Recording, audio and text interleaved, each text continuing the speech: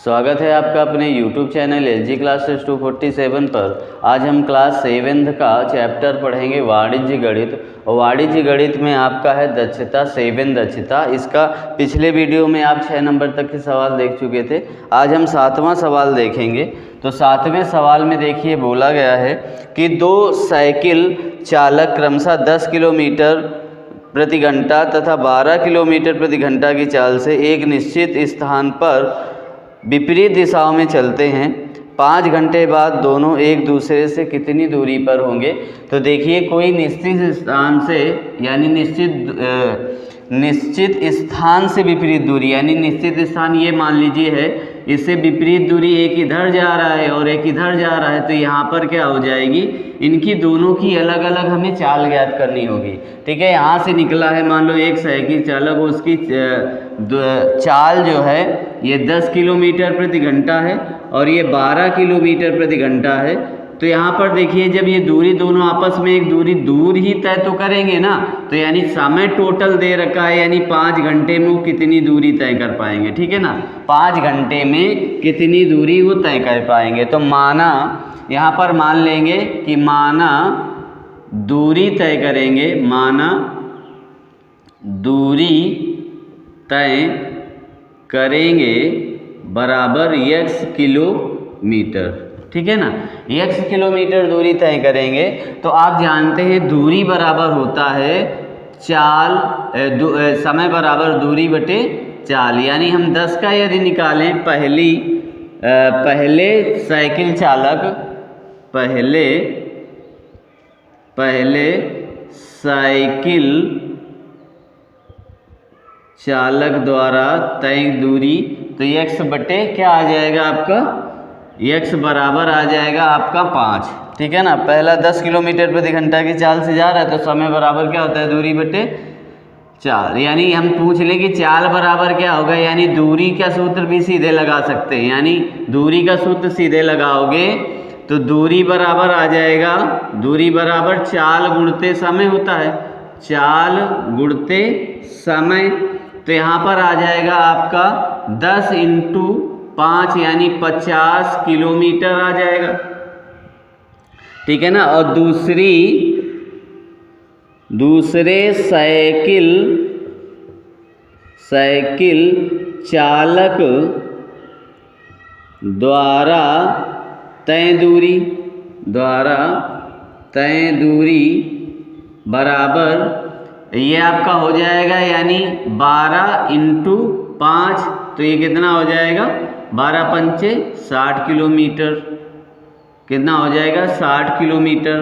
तो कुल दूरी यानी क्या पूछा है कि एक दूसरे के कितनी दूरी पर होंगे, तो यहाँ पर लिख देंगे, अतः एक दूसरे से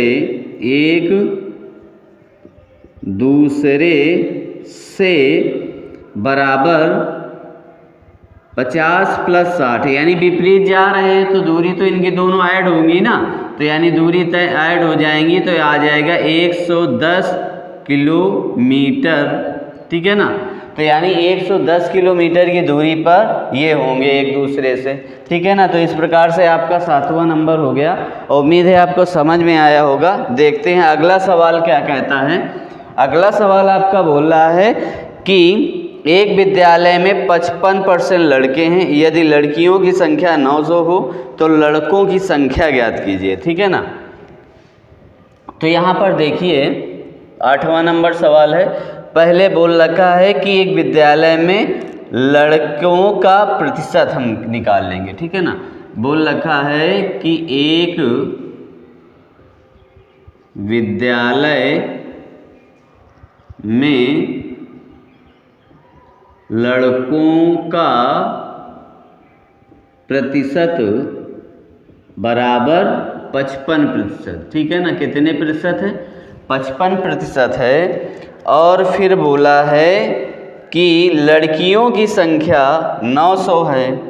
ठीक है ना, लड़कियों की संख्या 900 है, लड़कियों की संख्या बराबर 900। ठीक है, तो आप पूछा है कि लड़कों की संख्या ज्ञात कीजिए। लड़कों की संख्या, ठीक है ना, क्वेश्चन मार्क। अभी देखिए आपको यहाँ पर थोड़ा सा समझना होगा, यानी लड़कों का प्रतिशत तो दे रखा है, लड़कों का प्रतिशत दे रखा है 55%। तो आप देखिए लड़कियों का प्रतिशत कितना हो जाएगा। अब यहाँ पर हम क्या कर लेंगे कि माना विद्यालय में कुल छात्राओं की या छात्राओं की संख्या, ठीक है ना। यहाँ पर मान लेंगे कि माना विद्यालय में कुल छात्रों की संख्या बराबर x, ठीक है ना, x मान ली। तो अब यहाँ पर देखिए यदि प्रतिशत की बात करें तो यहाँ पर प्रतिशत होता है पूरा 100 का, ठीक है ना। तो उससे हम लड़कियों की प्रतिशत निकाल लें तो यहाँ पर लिखेंगे विद्यालय में लड़कियों का प्रतिशत कितना है।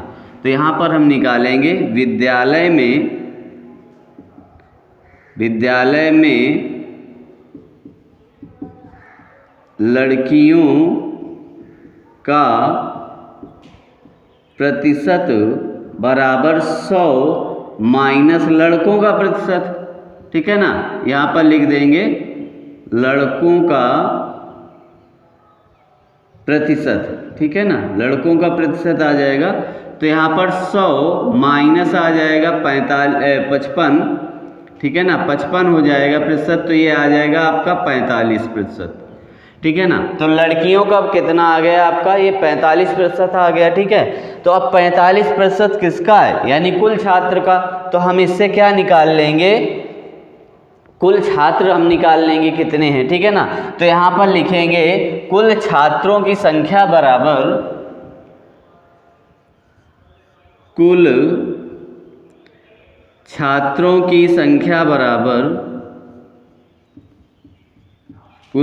की संख्या कितनी है, यानी यक्स का 45% कितना है, यक्स का 45% है कितना, यानी 900 के बराबर, ठीक है ना। यानी x का ही तो 45% 900, यानी लड़कियों की संख्या कितनी है, 900 है। तो यानी इसका 900% तो ही इसका होगा। तो इसका हम बटे में कर लेंगे, यानी इसका प्रतिशत निकाल लेंगे, यानी 100 x गुणते 45/100 बराबर हो जाएगा 900। इसको हम गुणांक में इस तरीके से लिख देंगे, x बराबर कितना आ जाएगा 900/45, ठीक है ना, बटे 45 और गुणते हो जाएगा आपका 100, तो ये ना आ जाएगा आपका 2। तो x बराबर कितना आ गया 2000, यानी कुल छात्रों की संख्या कितनी आ गई 2000।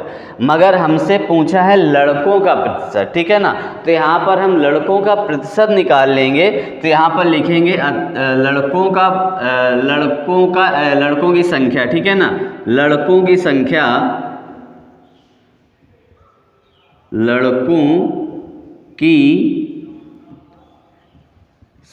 बराबर कुल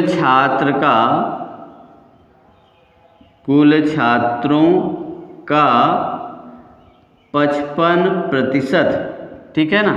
तो यहाँ पर कुल छात्र कितने हैं 2000 हैं, ठीक है, और कितना है 55 बटे हो जाएगा आपका 100, तो 0 से 0 कैंसिल हो जाएगा।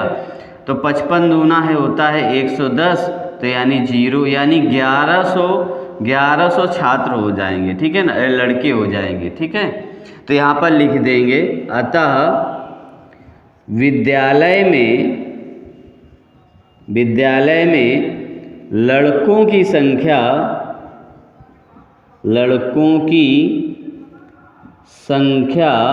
बराबर 1100, ठीक है ना। इस प्रकार से आपका 8वां नंबर सवाल हो गया। उम्मीद है समझ में आया होगा। देखते हैं अगले सवाल। देखिए अगला सवाल आपका बोला गया है 9वां नंबर कि एक परीक्षा में गणित में कुल 45%, विज्ञान में कुल 25% विद्यार्थी अनुत्तीर्ण हुए यदि 15% दोनों विषयों में अनुत्तीर्ण रहे हों तो कितने प्रतिशत विद्यार्थी उत्तीर्ण हुए, यानी उत्तीर्ण होने का पूछ रहा है। तो देखिए गणित, एक परीक्षा में गणित में अनुत्तीर्ण होने का प्रतिशत कितना होगा? एक परीक्षा में गणित में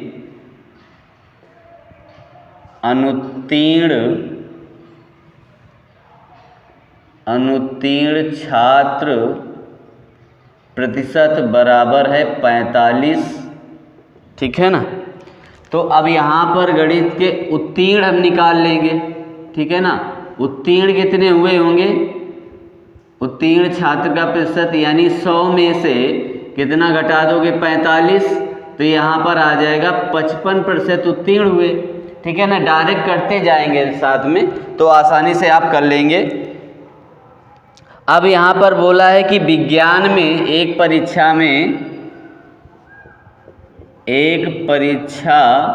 में विज्ञान में अनुत्तीर्ण छात्र का प्रतिशत कितना है? 25%। तो यहाँ पर विज्ञान में उत्तीर्ण छात्र का निकाल लीजिए। उत्तीर्ण छात्र आपके कितने आ जाएंगे?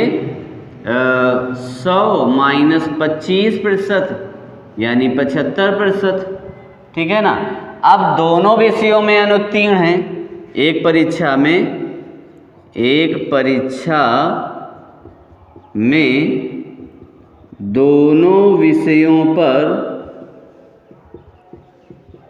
अनुत्तीर्ण प्रतिशत कितना है? 15%। तो दोनों विषयों में उत्तीर्ण का प्रतिशत निकाल लीजिए, दोनों विषयों में उत्तीर्ण का, ठीक है ना। तो ये आ जाएगा 100 माइनस कितना? 15, तो ये आ जाएगा 85%। अब यहाँ पर हम क्या निकालना है हमें कि कितने प्रतिशत विद्यार्थी उत्तीर्ण हुए, ठीक है ना। तो यहाँ पर लिखेंगे उत्तीर्ण विद्यार्थियों का प्रतिशत, उत्तीर्ण विद्यार्थियों का प्रतिशत बराबर, अब दोनों को जोड़ लेना है यानी लिख लेना है। तो यहाँ पर आ जाएगा 55 प्लस 75।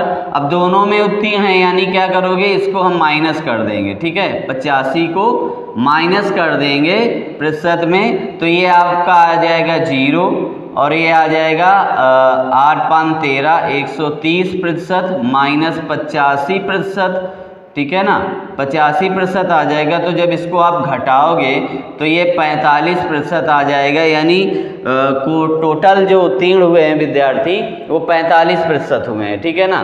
तो यहाँ पर हम क्या करेंगे, अब देख लेते हैं अगला सवाल। उम्मीद है आपको समझ में आया होगा। ये सवाल 10वां नंबर देखते हैं। तो 10वें नंबर सवाल पर यहाँ पर बोला गया है कि एक रेडियो को बेचने पर यानी 364 रुपये में बेचने पर 9% की हानि होती है, तो रेडियो का क्रय मूल्य निकालना है। तो यहाँ पर सबसे पहले विक्रय मूल्य निकालोगे कि रेडियो का विक्रय मूल्य कितना है? 364 रुपये है, ठीक है ना। और हानि प्रतिशत आपकी कितनी है? हानि प्रतिशत बराबर 9% है। तो यहाँ पर क्रय मूल्य कितना आ जाएगा? क्रय मूल्य बराबर होता है, क्रय मूल्य बराबर विक्रय मूल्य गुणते 100/100 माइनस हानि प्रतिशत।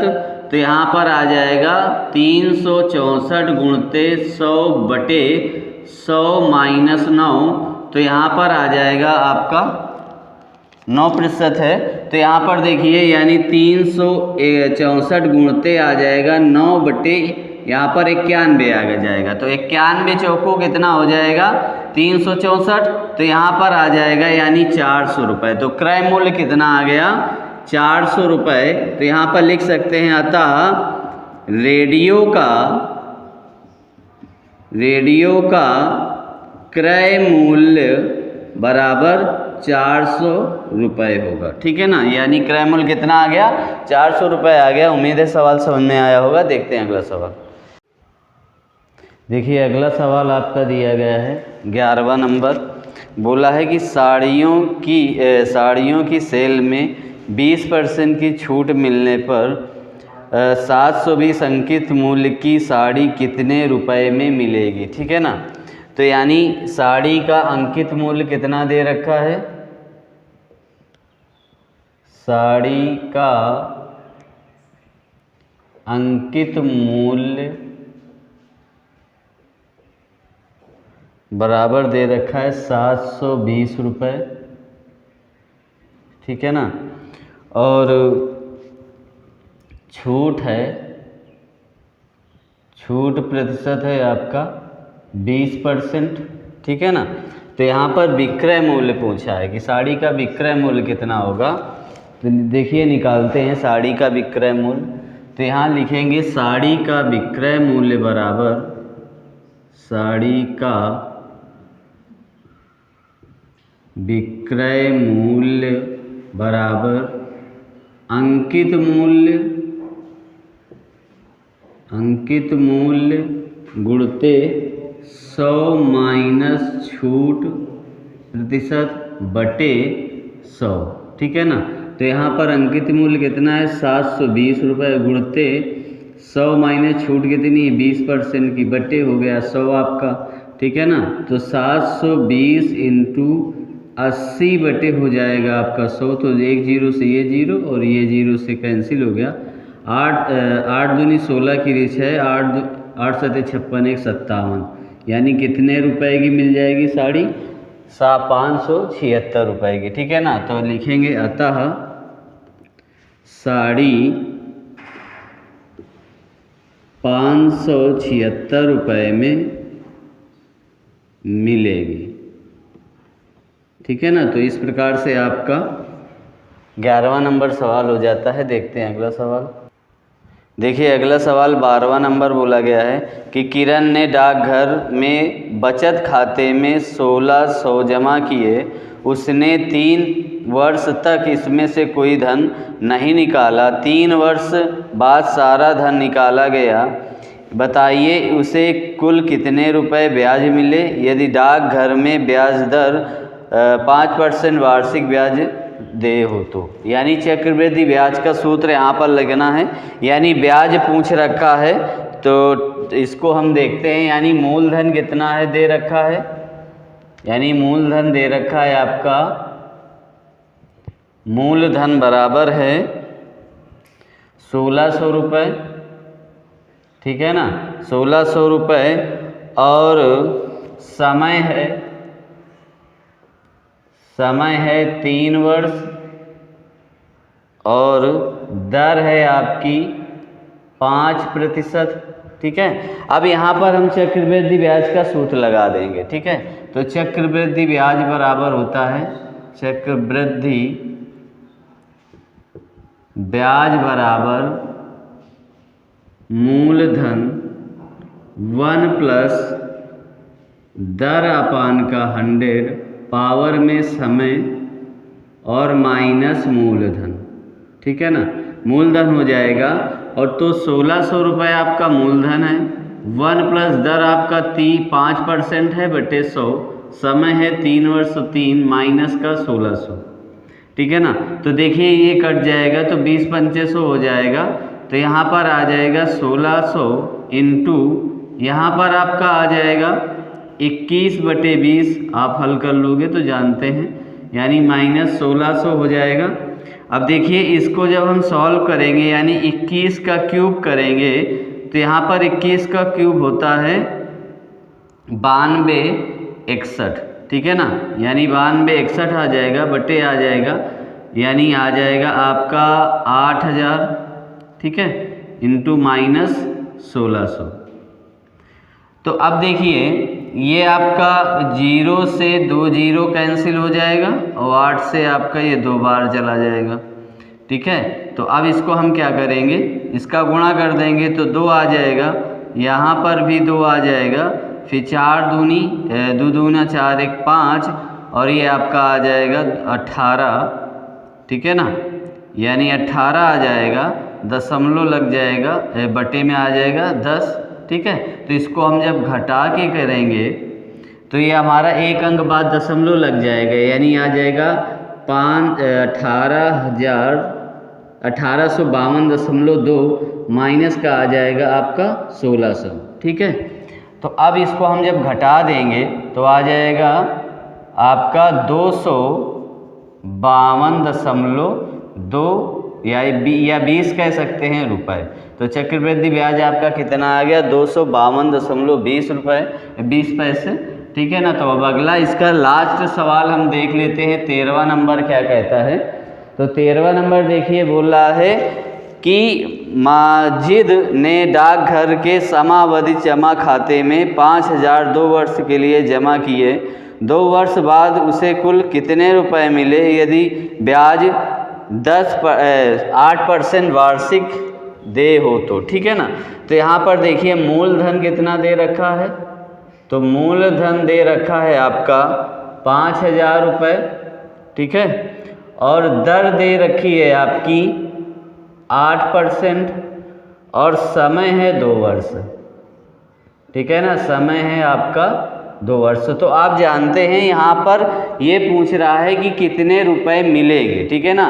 तो जब मिलेंगे तो आप जानते हैं कि ब्याज भी होगा साथ में और मूलधन भी होगा, तो यानी मिश्र धन का सूत्र हम प्रयोग इस पे करेंगे, ठीक है। तो यहाँ पर हम मिश्र धन निकालेंगे, चक्रवृद्धि मिश्र धन, तो आ जाएगा चक्रवृद्धि